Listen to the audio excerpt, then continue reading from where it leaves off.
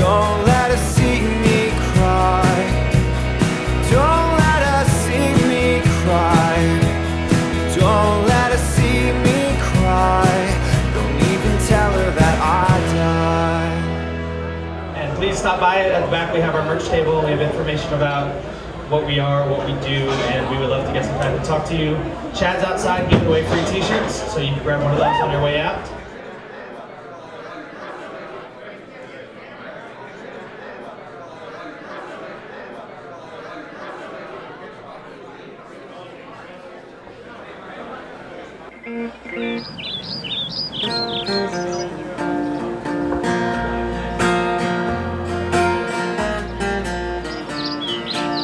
Hello.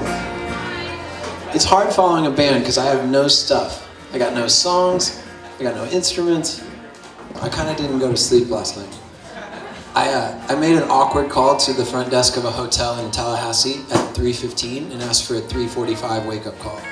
And I was like, I know that's strange, but I need you to call me in a half hour. Got no money, got no relief. And the river's dry and bringing no peace. Take my boat and plow through trees. And take my boat and plow on dry leaves. And the river's where I get my money.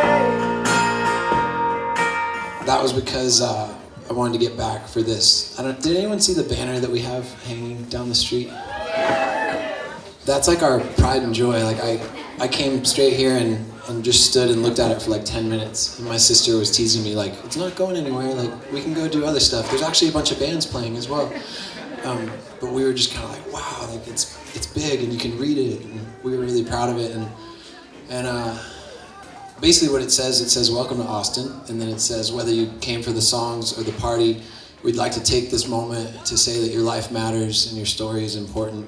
And so I think it's kind of this rare privilege that we get excited about, maybe a goal, trying to say that in some unique places. And so we get to hang this big banner on 6th Street, and then we get to try to kind of say that here in a smaller setting as well. And I think we believe it so much that it's worth not sleeping sometimes, and it's worth getting on airplanes now and then. And I wonder if it's that, there's things in our life that we relate to, like there's things worth shouting about and screaming about. There's things at times worth crying about. So many songs, I would guess that there's been more songs written about questions than answers, I think in any circle that I grew up in, I felt like these were things I never really heard talked about. Maybe these are just things that affect people. Maybe this is part of being human, is dealing with pain, and maybe it's really important how we deal with pain. We learned some things about the country that we live in, that it's estimated that 19 million of us struggle with depression, that untreated depression is the leading cause of suicide, that for us in this room, suicide is the second leading cause of death. And I think really the number that hit me the hardest, that really surprised me, was the one that suggested that 2 out of 3 people who struggle with depression, they don't get help. So if that's true, it suggests that the majority of people who live with depression, they basically walk through it alone. That maybe as people we weren't meant to do life alone. And yet maybe if we're honest, even if we have 500 Facebook friends or a cell phone full of numbers, maybe a lot of us live very much alone. And this idea that people need other people, that we were meant to be loved and we were meant to be known, and we were meant to be in relationships that are real and significant and honest, where that's reciprocated.